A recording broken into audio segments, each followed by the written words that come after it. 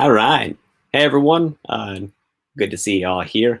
Another stock market day today, June 9th. And I want to look into some of the momentum plays that we have. AMC in there, of course. Clover Health, see how that one's performing. Workhorse is actually back up over $17. So it's been pretty exciting. I also want to take a look into the cryptos. I realized yesterday in the excitement that I forgot to do that.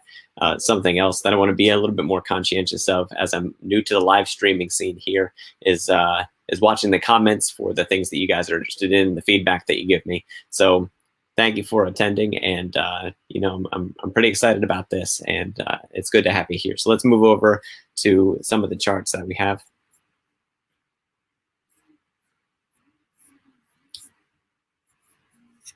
All right.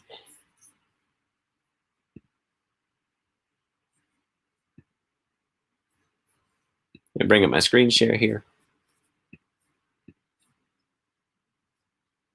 All right, so what we're looking at on the screen is a picture of WEBULL. So this is the trading platform that I use in my videos. And as of right now, it's just a small cash account.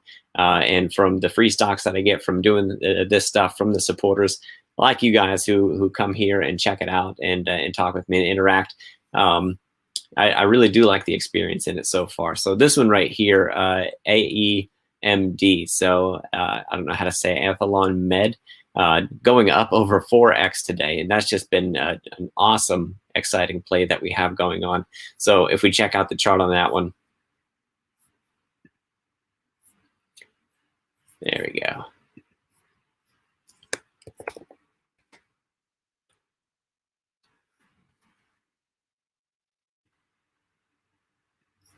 All right, check out that gap up that we have and just that huge volume spike.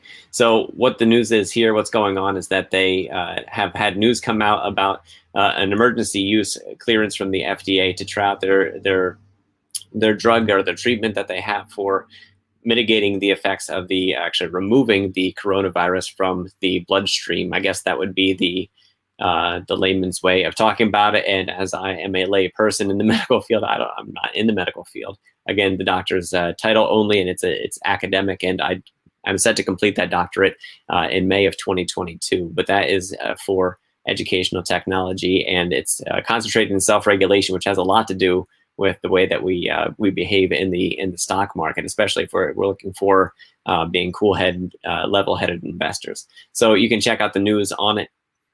So it says that it also climbs on medical interest. Let me see. There we go. First ever in vivo removal of COVID virus from bloodstream of an infected patient. So that's huge news, causing that momentum. And if we look intraday on this one,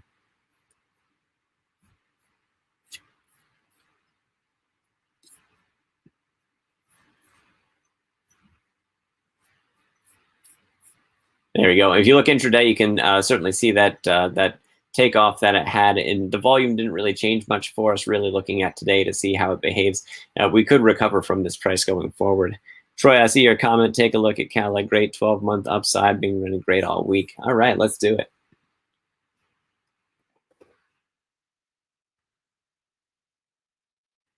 All right, another pharma play.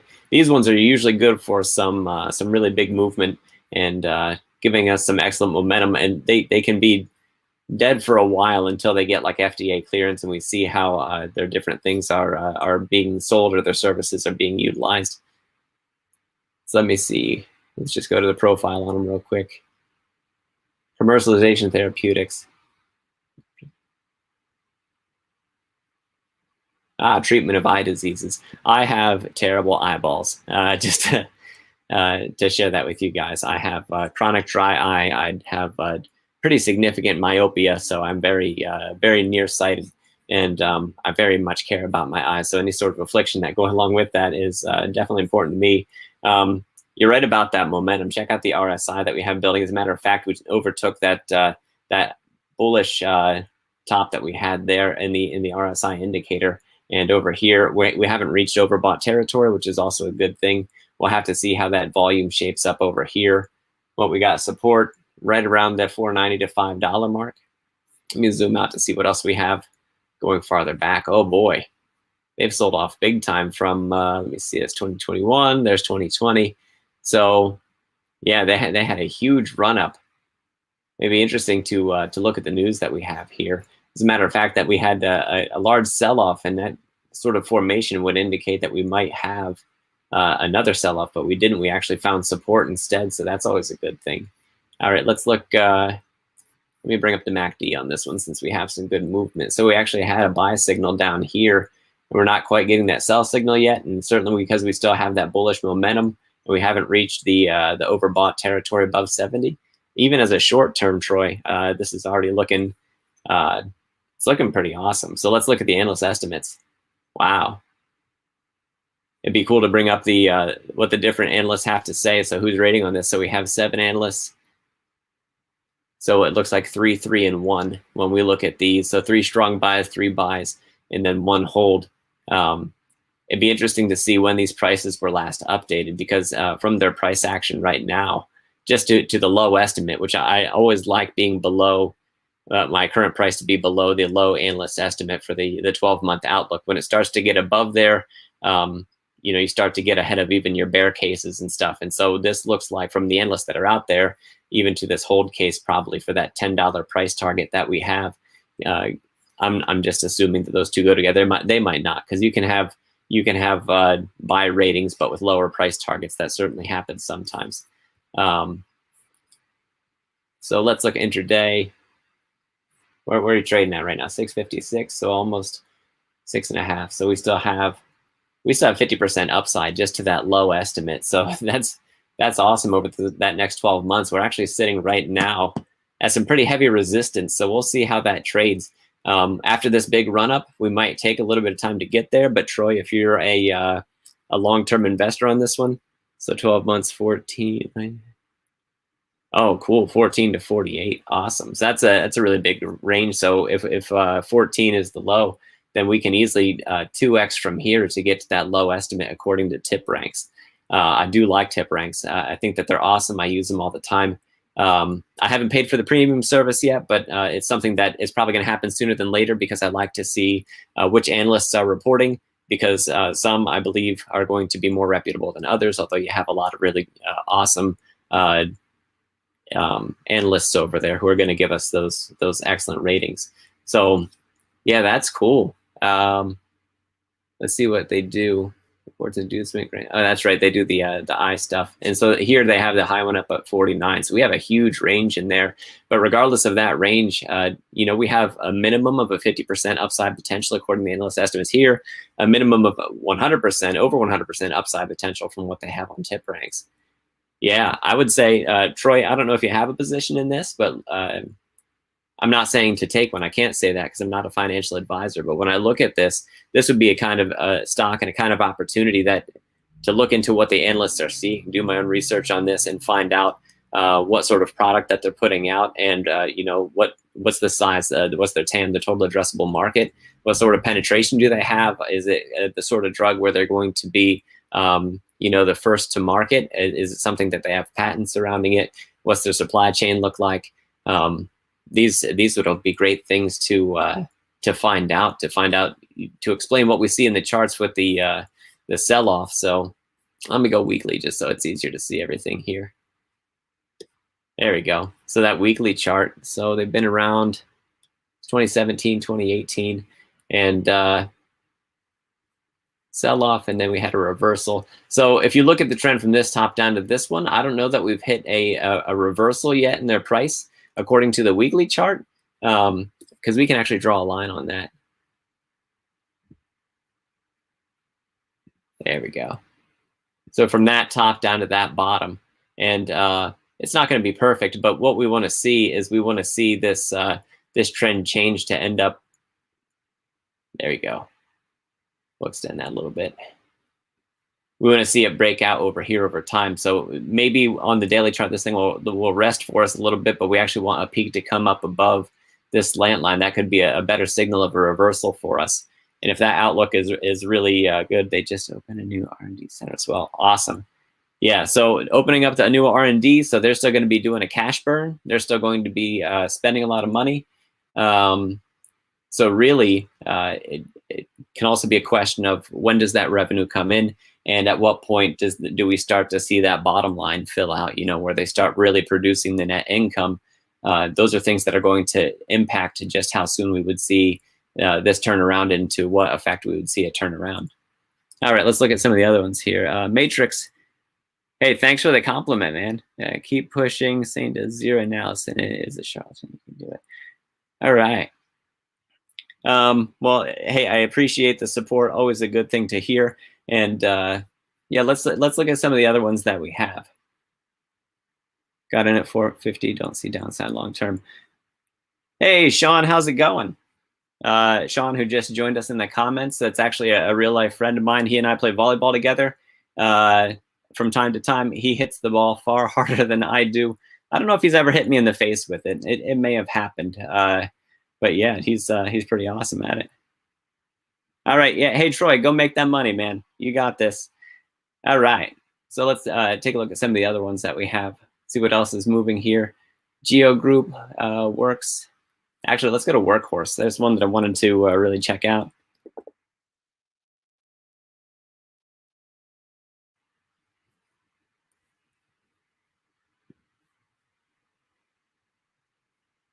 All right, so on Workhorse, you can see the massive sell-off. You can see when they lost the contract that was speculated that they would get coming from the United States Postal Service.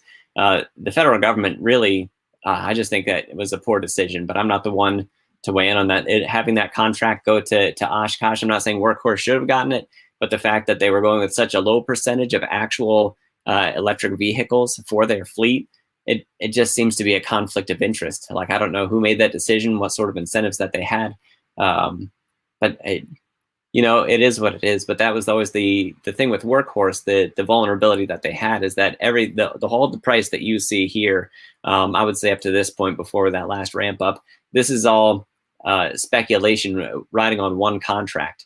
So when that one contract fell through, well, it fell through the floor price wise on Workhorse. There we go. And you can see with the high short interest that I had, all that downward pressure dropping down to $7, and now we're up around 17. I'd say that, we're getting back into some pretty good territory. I think it's mostly a momentum play for right now, going along with a lot of the other popular high short interest plays that we have. I don't think that this is fundamentally based, because we still haven't really heard about any contracts or anything. I think we would see much bigger green candles if there was some big contract news coming out for Workhorse. And right now we just sort of have that, I'm going to call it sympathetic movement that we have with the other short interest plays. Oh yeah, Sean, you got in the clove, huh? What percent are you up on that one? It's got to be we'll take a look at that one next. It had to have been an enjoyable ride so far. All right, so check out with the RSI. When we hit that overbought territory here, we have a little bit of sell-off / consolidation, because it happened again over here during the pre-market hours, and we have a little bit more, and we're currently just barely dipping into that whole bearish territory in this one. This is the 30-minute chart that we're looking at for Workhorse. What do we got in terms of this has a fairly far way to fall. We'll see how it shapes up over time. Let's look at 5 minutes and see what else we have as we drill down. All right, we might be actually shaping up to a double bottom resist here, right around that 622-ish mark, so 620. And depending on, we want to see at least a 50% retracement with the body of this green candle coming here. That could signal that we're going to reverse it. If it penetrates even more, maybe back up to the top, that 1728, that could be really strong for us going forward. It does look like some of the strength is coming out of it.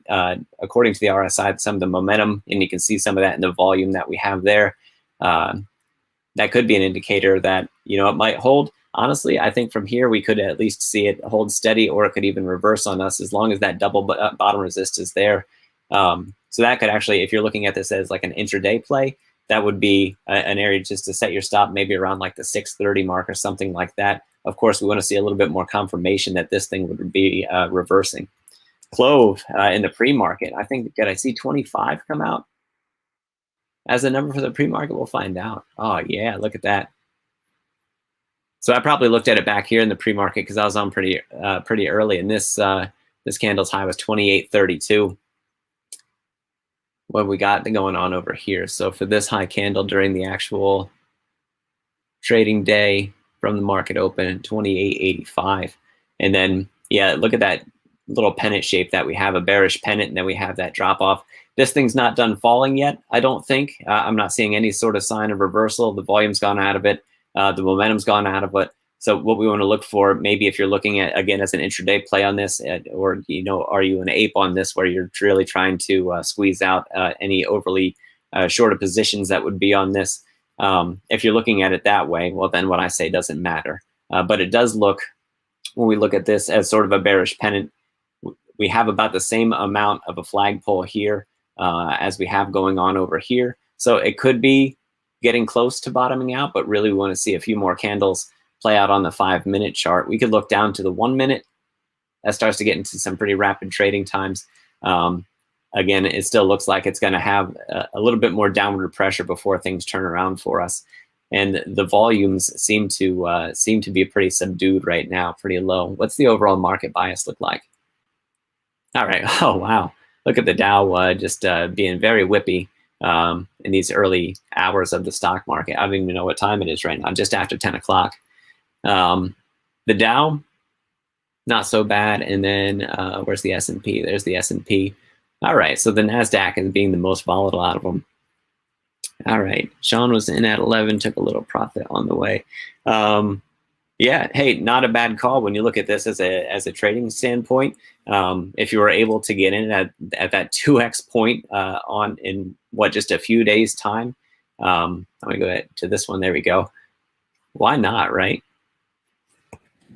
Back up here. There we go. Check out the level 2s here. Look at that price wall that we have happening over here. Boy, this is moving quick.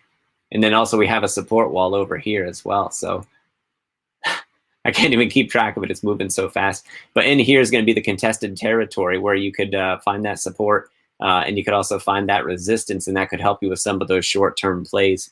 If this is like an intraday trade for you, if it's a long-term play, then of course you need to know the fundamentals of the company. I'm just not that read up on Clover Health in order to speak to any of them.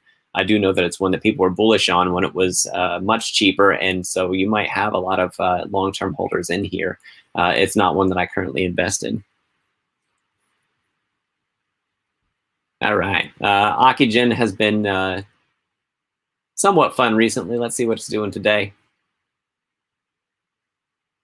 There we go. It looks like, wow, all right. Yesterday, it looks like it settled down quite a bit. We'll zoom out so we can see a little bit more. There we go. Look at that run up that we had. It's gorgeous. So after a run up like that, to see it rest or trade sideways is perfectly natural or normal. And, you know, seeing what kind of work they do. And I think they're moving into United States and Europe, I think I read, for some of their vaccine, getting those clearances that are coming out there. Anything that we can do to help the pandemic go away, why not? I would highly be for it. Let's look at AMC. AMC has been trading below 50 today. I don't know if they made it back up. I mean, all right, we are back up above 50. As a matter of fact, look at that bottom that we have there. So we find a little bit of support right around the $49 mark. And this thing, we're sort of making a little bit of a flag formation here, and we could see a breakout coming. As a matter of fact, that might even sort of slant down more like a pennant. So let me grab my drawing tools. There we go. Yeah, we actually have a relatively good volume from right now, from where we were at. There we go. So we'll see how it trades, but right now it looks like it's sort of trading along these. So come on. There we go. Just extend these out a little bit. We'll see how much it obeys this for resistance and support as we watch the. Oh my goodness, I can't. There we go.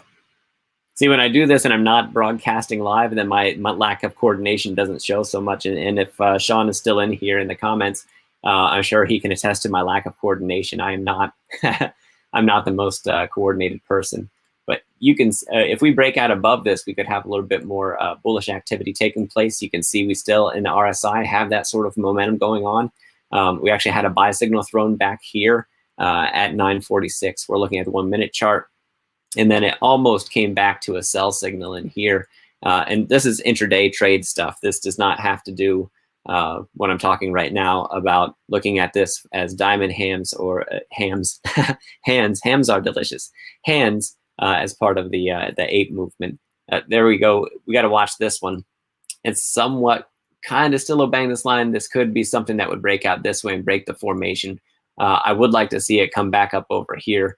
And I've talked before about wanting equitable opportunities for everyone in the stock market. For me, I think that the stock market, that education along with the stock market is a great place to sort of find that equality for everyone, and where we all have those equitable opportunities.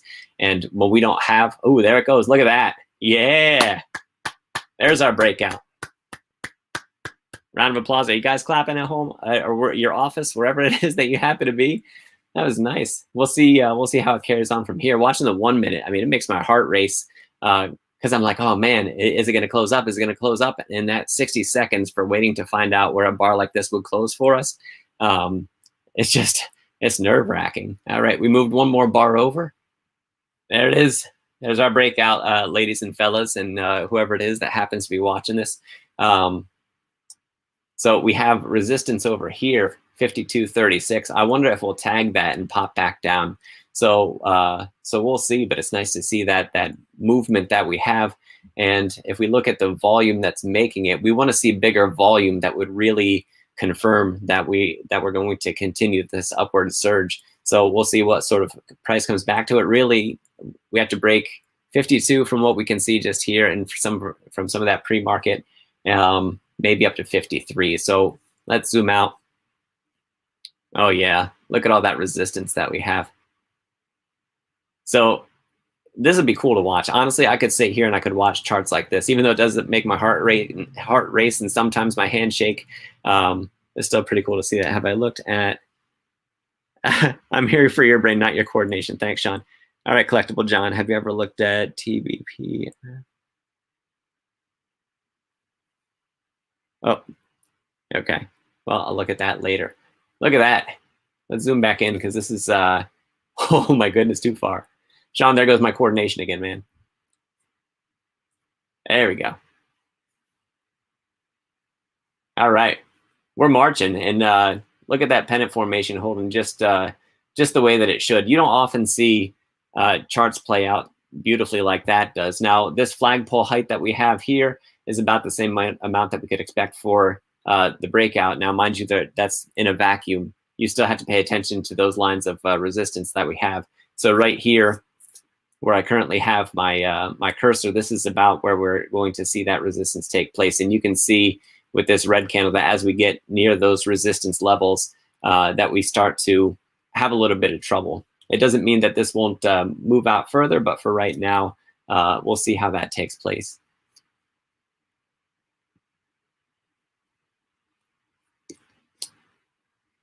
All right, let me just take a look. ABML actually has some, for you penny stock fans, this is one that I really want them to, oh, look at that. Talk about resistance. All right, I really want them to put out more PR for ABML. It'd be nice to have more updates because they are a starting company. They got their permit recently in Fernley, Nevada.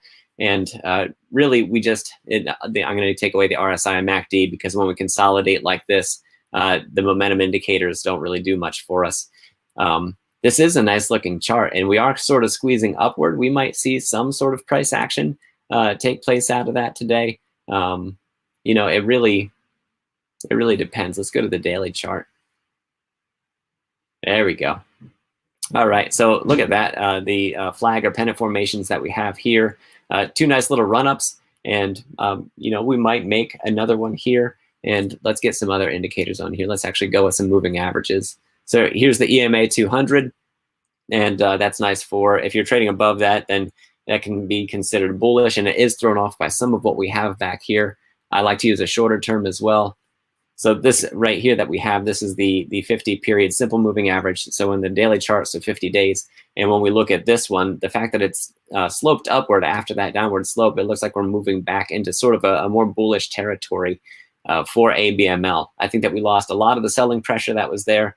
And now we're starting to see some buyers come back in. Getting that permit is good. We want to see groundbreaking happen for for ABML, for the lithium battery recycling that they have. For me, I took a long-term position in this. I don't exactly remember what my cost basis is. I think it's around $2.43 a share. And we're actually getting close to that. There was a couple times just right back here recently that I moved into the green, and my people in my Patreon were asking me, what do I plan to do with it, especially when it bottomed out here. When they saw this price happen, that when it tagged under $1, they're like, are you getting rid of this? I said, well, it's a small position, and it's one that I took a gamble on, and it's not something that represents a large part of my portfolio by any means. It could go to zero, they could go bankrupt, and I would just shrug it off. It'd be a tax write-off, and then that would, also save me some of that loss as well. I just, for right now, I'm going to hold my position, and I'm going to see as news comes out for them. Let's see if they put out any news. Halftime thoughts, Home Depot and more. A virtual conference all the way back from May 18th. Yeah, not a whole lot of news here. I actually find with ABML, actually taking to something like Twitter and typing in a $sign in the search and then the ticker symbol ABML, the Twitter crowd that you have there, and they will link some of the Reddit stuff too as well. If you're a Reddit user, you can go there, and you have people who are fanatical about following these things. For me, this isn't something that draws a lot of my attention. However, it is something that has a high chance for high profitability because it has a high chance for risk as well. So if you were able to buy this for under $1, well, then you're already up, over 100% of your money just since April. Even if you got back here, it was trading sideways for a little bit, still to go up another $1 from there is like another 66% gain. So just some fairly good movement that we have there. Let's look at some of the EV stuff. NIO, I did a lot of coverage on starting back in December, so all the way back here, and we had kind of volatile but still kind of sideways trading. And then leading up to NIO Day, we had a lot of excitement, and then we traded around the 60s for a while and into the 50s, and then we had the tech and EV sell-off, and a lot of trouble since then. One more big sell-off, and I think that along with this one came a lot of the news of the semiconductor shortage and everything. And then as the delivery news came out, the fact that they're still saying that they're going to hold tight to their projections for the EV deliveries, we still see that strength there. And this has been quite a run. We've been on a run on this one since May 13th, so almost a month of running in their stock price upward. This thing needs to rest at some point in time. This most recent peak that we had is almost what we're at over here. This high point was 46.16. We are up above the 200-day exponential moving average. Good. That's a bullish signal for us. It does have a positive slope, also a bullish signal for us. And then when we look at what we have with the 50-period simple moving average, we're trading above that as well. So neither one of those lines is telling us a whole lot of what's going on, other than since we're trading above them, and since this one's turning around and positive, this one's positive, and the 50-day simple moving average is above the 200-day exponential moving average. These are all bullish signals for NIO from a technical standpoint. Their strength, according to Goldman Sachs, their strength is supposed to pick up as a company with their, I think it's their SUV that's coming out. I can't remember which model it is, but they have a new model coming out in 2022. And 2022 is actually supposed to be the bigger year for them, getting out of the chip shortage and really gaining momentum as a company. They're expected to really pick up by then. And we should see a lot of that fundamental value really start to be even more priced in. I think we still have that hesitance right now in the price with the semiconductors that we want to believe that they can hit their deliveries, and we know that the demand is there for them. But I think that we still want to see that the semiconductor shortage isn't as limiting as it can be reflected. So let me go to the intraday. All right. Not a whole lot to see here. You can see that nice little ramp up that we had, and then a little bit more price pop into the after hours and pre-market, and kind of sideways since then. So not a huge day for that. Let me look at some of the other plays that I like to talk about here. Tesla is actually before I get to Tesla, I'm gonna go to Shift. I know it's not an EV play, but this one I thought was kind of interesting. So Shift, I saw their last capital raise, and the cash burn really is something to worry about. So when you look at the top line, the purple one is the 200 EMA, and it's negatively sloped. and also the 50-period simple moving average is trading below that. So we're sort of in a bearish zone. So if you buy into this right now, you're trading against the trend, and you can see. Let me draw a line here just so that you know what I'm talking about.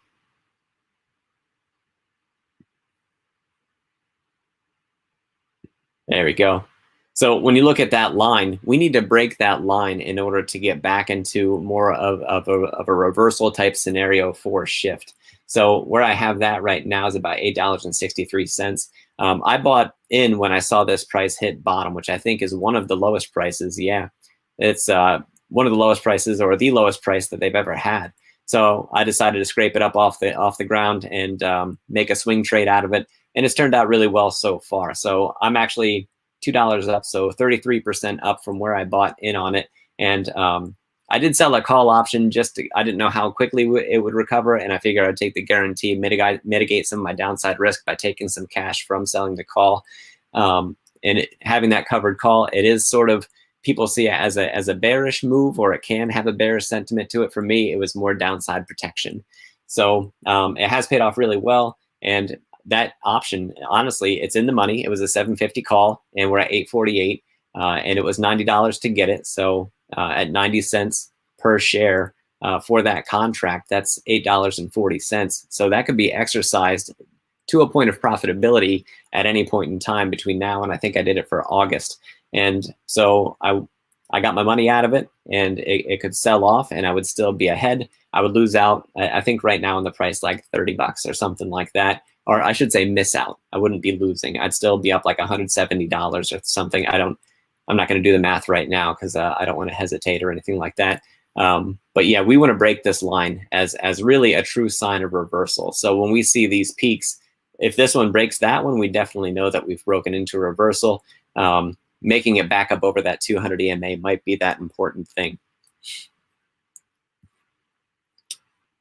All right, guys, it's getting a little bit late here into the more boring parts of the day, usually by like 10:30. So if there's anybody watching this, that if you want to see a specific company, have me look at the chart for them and just give my feedback on what I'm seeing, or if it's maybe a company that I know a little bit more about because it's one that I follow or one that I invest in, I'm more than happy to do that. So again, use those comments, and I actually have it open today. Yesterday, I didn't have it ready to go. Today, I have it ready to go. And if you have those things out and ready, or any companies you want to see that I didn't cover here, or anything that you want me to talk about, ooh, boy, actually there is. I get so excited talking about market open that I forget to talk about the cryptos. All right, so Bitcoin. Look at this sell-off that we've had. This big drop that we have, and then we have this downtrending here. If it wasn't for the support, this thing could totally break lower. And now, fortunately for us, if we're short-term investors, long-term, I think I'm very bullish on Bitcoin. I think it's going to continue to pump and produce for us. So that $30,000 is seen sort of as like a psychological level that we have, or resistance. I'm sorry, support. And we also saw that support happen back over here. And really, it's more, think of it more of an area of support that would be from about 32,000 all the way down to maybe about like 29,000 or so. Or some people are saying 30,000 up to 32,000. If we break down through that, we fall quite a ways down to much weaker support at like 24, 22,000, somewhere around there. If I saw this thing go back down deeply into the 20s, that would be a place where I would pull out some of my reserve cash, and I would put into it because of my bullish position on Bitcoin. And I see this as more of an institutional play where they'll use it as a store of value, and that agrees with a lot of the.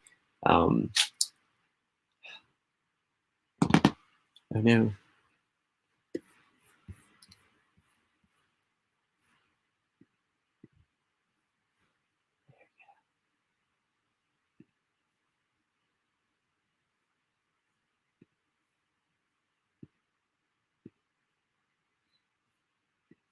All right, sorry about that.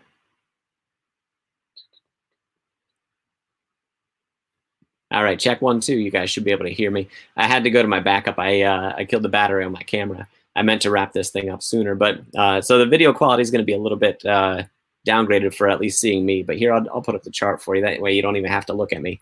So back to what I was saying about Bitcoin. When you take a look at this one, look at the RSI that we have on here, and the fact that we have these highs, lower, lower, lower, lower. This thing's been losing momentum for a while, and we're still in bearish territory. In the short term, this could break down further on us, and I just made a video about that today. But I do believe that if it does break down on us, that it is going to be something that's temporary. So if you're an investor and you have Bitcoin in like cold storage, if I were that person, I would not be the one to panic and try and dump my Bitcoin at the bottom, because we just have too much in the way of hedge funds and family funds where there's just a lot of big money that's flowing into Bitcoin, and a lot of it will happen off exchange, so you won't even necessarily see that happen here where it's at. So just keep that in mind. By the way, this decrease we see in the momentum and the increase that we see in the high prices that are here, we had signs that this was going to reverse on us for a while. Is what we call that is bearish divergence, that you would have higher prices there but lower momentum, and as that momentum fades, the price will also tend to fade with it. So the sign was happening, and so for people who were watching that, we certainly had at least some idea that it was going to happen. And Ethereum, we've had reports about Ethereum picking up speed against Bitcoin. And if you look from here, we have momentum increases. And yes, this does take us into overbought territory like we have, but it sold off when Bitcoin sold off. So through all that different fear, uncertainty, and doubt, I believe is the phrase that people keep tossing out. As that happened, though, this actually recovered, in my opinion, better than what Bitcoin is recovering. And we get reports now about Ethereum starting to overtake some of the metrics for Bitcoin. Bitcoin's still #1 by market cap, and it still has a very high trading volume. And I think that Ethereum, over the long term, especially as it addresses its scalability issues, as we get into Ethereum 2.0, I think we're going to see even broader adoption moving into this, and especially with big companies moving into the DeFi realm.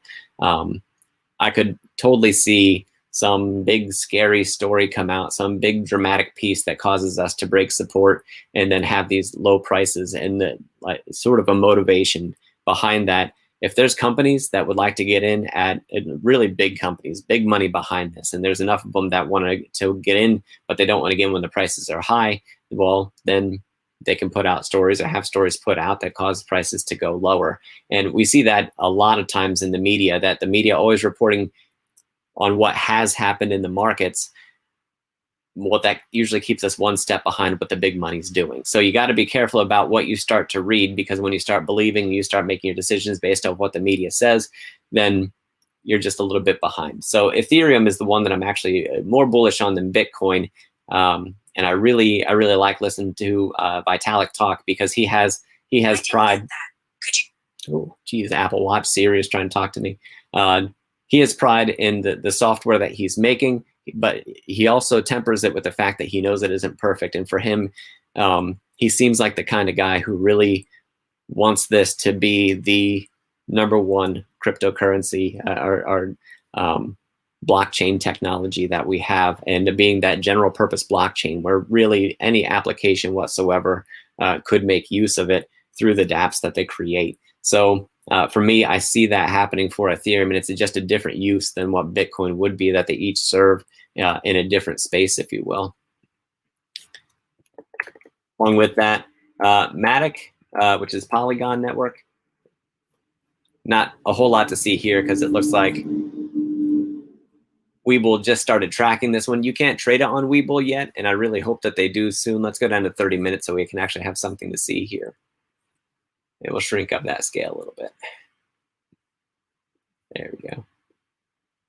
So you can see the price moving all over the place, but it is sort of narrowing on us. And I really think that we're going to come to a head, and this is either going to break upwards or downwards, and I think it's going to follow whatever Bitcoin or Ethereum do. But this is a side chain to Ethereum, and there's expected to be, it's a scalability solution is what it is, and it also cuts down on the transaction fees that you would pay by using what are called rollups. So they basically, in real easy terms, they bundle up a whole bunch of transactions off the Ethereum blockchain, and then they make it all into, well, think about it as one big transaction, send it back to the blockchain. And because they do it all as one transaction, you get much lower transaction fees for all of those other transactions that were rolled up by using Matic or by using Polygon. I saw a report today that Doge, by the way, because I know that Doge is popular with some people. 1 second here. I want to get back over to my comments just so I can see if people are talking to me. Please have a look at VRT. Sure thing. And gosh, I wish that you had audio too, so I could learn how to pronounce your name. That is such a neat name. Can I say Surdu? Because that might be easier for me to say. Yeah, we'll take a look at that just after Doge here, and then I'm going to wrap things up for the day. So Dogecoin, from the article that I read today, it made it sound like there was such an explosion in price today. And now that I'm finally looking at the chart, boy, is it underwhelming to look at the chart. Now, it is nice that our lows haven't quite hit yet. Our momentum is cooling down on Dogecoin, according to what we see here on Webull. This is one that's going to continue to be a momentum play over time. So we need like the next big thing to be a catalyst for this. And it could just fade off price-wise over time without that momentum taking place. All right, so VRT.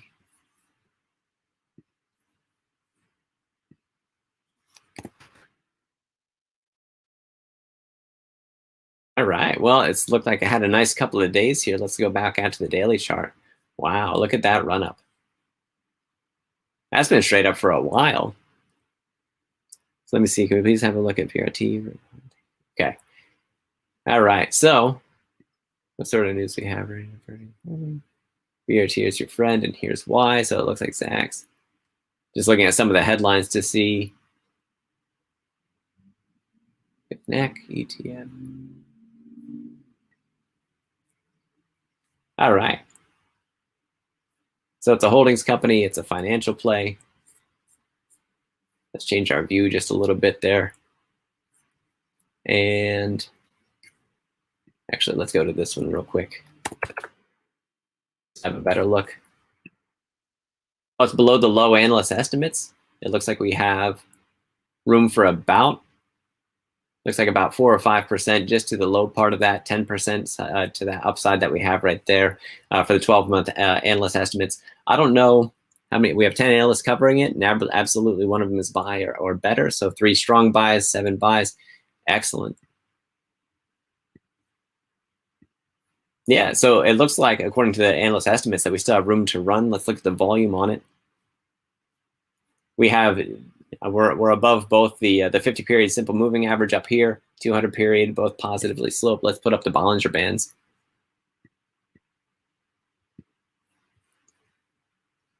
So if it's one that you're currently interested in looking into, if you'd buy at this price, it'd be because of strong fundamentals that you would see for the company, that you would be looking at the valuation of them and looking at the multiples that they trade at and comparing it to some of their peers through arbitrage.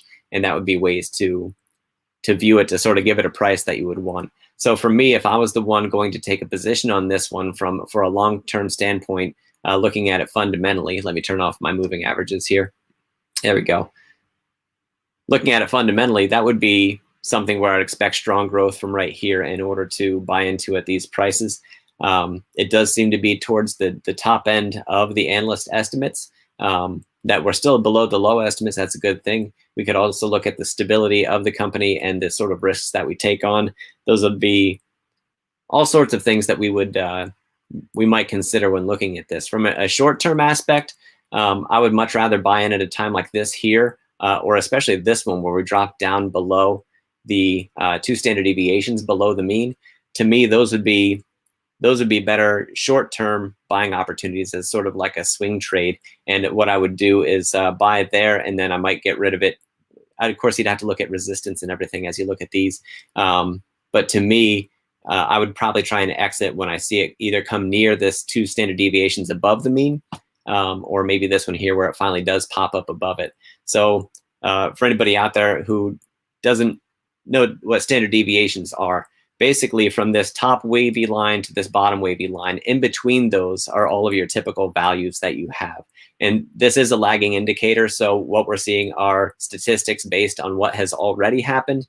And it might help us make decisions of what we're going to do based on what we expect to happen next. So you'd have to sort of extrapolate from what you see and determine inferentially what you would expect to see coming from there. So when you take a look at this, just know that it's based on what has happened. What we want to see, let's see if it has a point of this. Let's go 30-minute chart, see if we get anything better. All right, so when these go wide like this, that's a high amount of volatility, and so you get a lot of deviation in your data, a lot of variation. And when you see it narrow like this, a narrowing of Bollinger Bands is good because it cuts down on volatility, allows you to expect a little bit more. I do like the slow, steady growth that we see here. Well, it's kind of, I don't know if it's slow, but it's definitely steady growth. But they can also be signs of a breakout, but it doesn't tell you what direction. So you'd have to rely on other indicators to tell you or to give you evidence of it breaking upwards or downwards. So here it finally finishes its narrowing, finally breaks out again recently, and now it starts to curve back in towards each other. So it'll probably narrow as we go forward from here. There we go. So let's go back to the daily chart with the MACD and the RSI.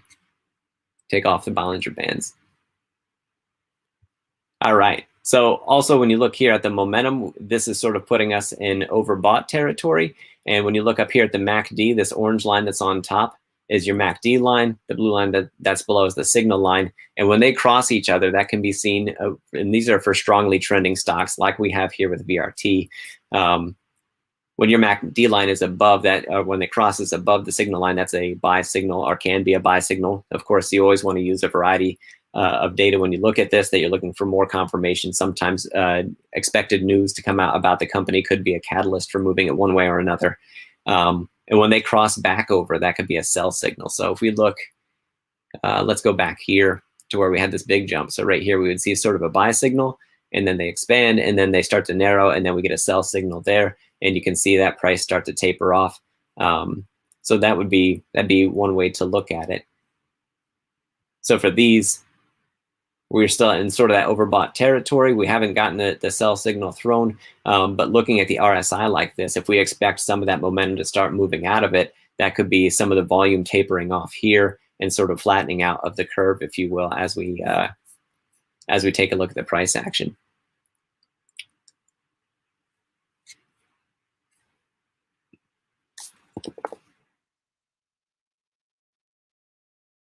Let's see if I have the right one. That's not the right one. BES was asked about. You have to give me a moment. My eyes are not the best for this. Best Buy. All right, well, I'm not seeing it come up there. Let's try something else.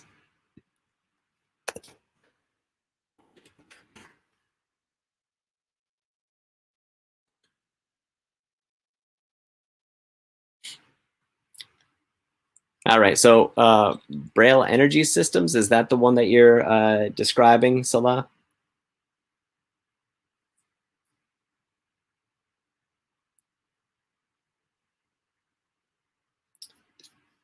All right, I'm not totally certain. It looks like it's not on one of the United States markets, but I can look at it on Google Finance here.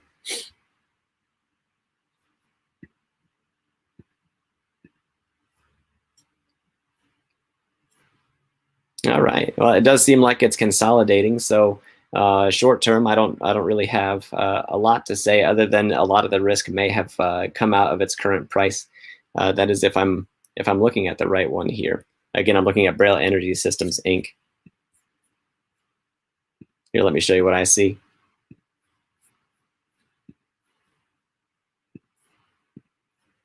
There we go. So I'm not sure if this is the right one or not. You can let me know if this is the right one.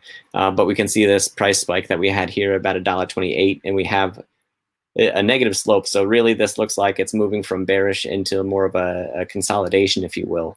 And without knowing anything about the fundamentals of the company, I can't really speak to that. only, but seeing this consolidation is nice because that tells you that our price is settling, and then we can look for areas of support where it may have bottomed out before, and we look at a downside potential. So a company like this, I'd be looking right now while it's calm.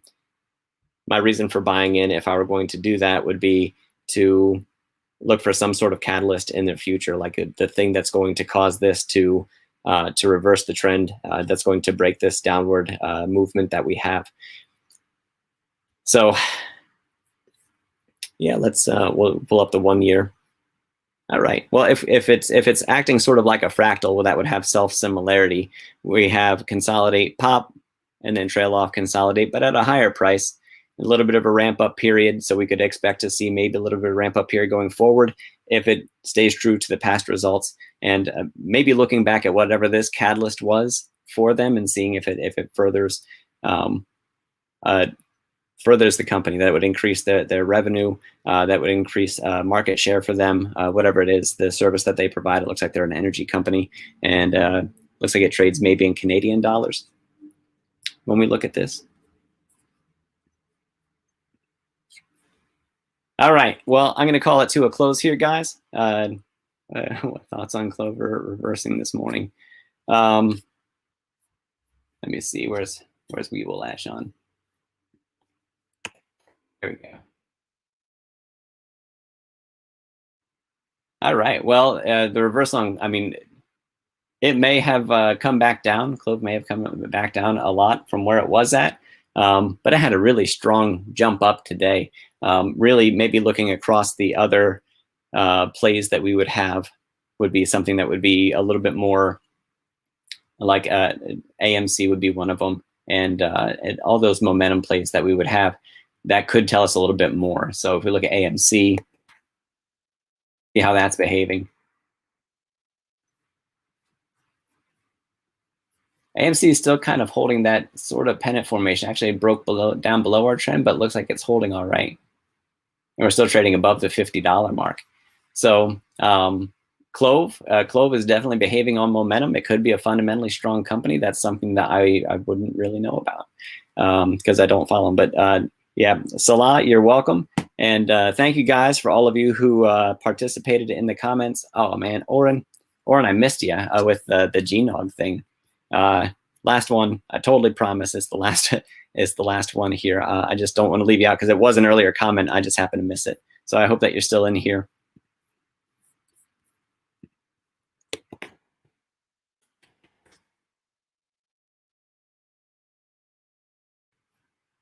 All right, yeah. So GNOG, it looks like it's losing a little bit of the momentum that it has. This is one that this all comes down to market share for Golden Nugget Online Gaming. So they already said straight out that they expect to be a smaller part of the market share, and really Pennsylvania, Michigan, Illinois, New Jersey, these are all big gambling states. So as legalization continues, we should see good things coming out for all of the gambling plays, the online casinos and whatnot.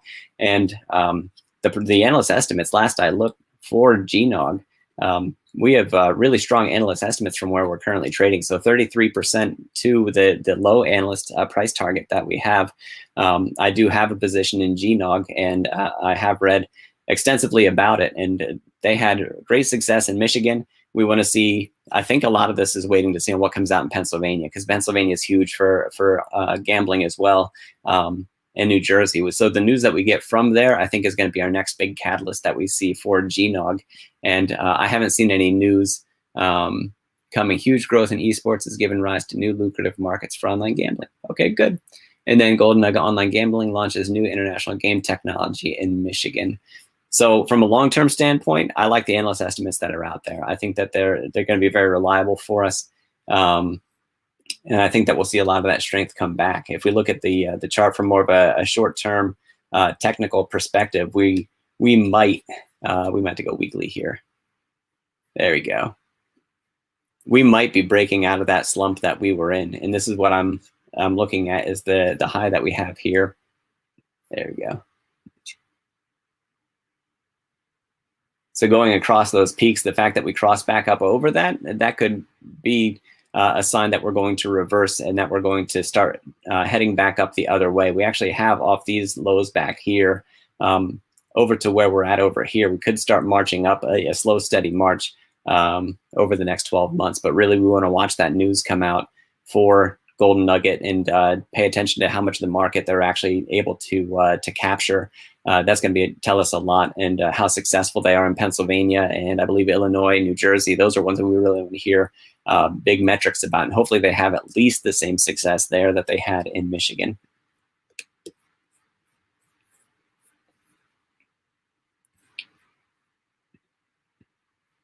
All right, guys, I got to wrap it up for the day. Been talking for quite a while. My coffee is long since cold by now. But thank you for stopping by, and I'll be back tomorrow for the live stream. I'm going to try and start it right around 9 o'clock, at least, because it seems like every day I have some sort of technical issue, and it ends up running me into past market open. But yeah, thanks for stopping by. Absolutely love talking stocks. So anything you bring to me, I'd be more than happy to talk about. And I also really enjoy talking about crypto as well. I was in it a long time ago, and I was brushed up then, but now, getting caught up again and reacquainted with what's going on in the crypto markets, and how, Ethereum has just blossomed so beautifully from what it was back in the early days, back in its inception. I'm really just blown away by the number of dApps that surround it, and the scalability apps like we have with Polygon that work as side chains that allow us to really take out some of the congestion in Ethereum while we're working on that whole proof of stake and sharding that comes along with Ethereum 2.0. Yeah, it's really cool stuff to me, and I see a really bright future for it. And thanks again for stopping by. I'm out for now, guys. We'll see you tomorrow.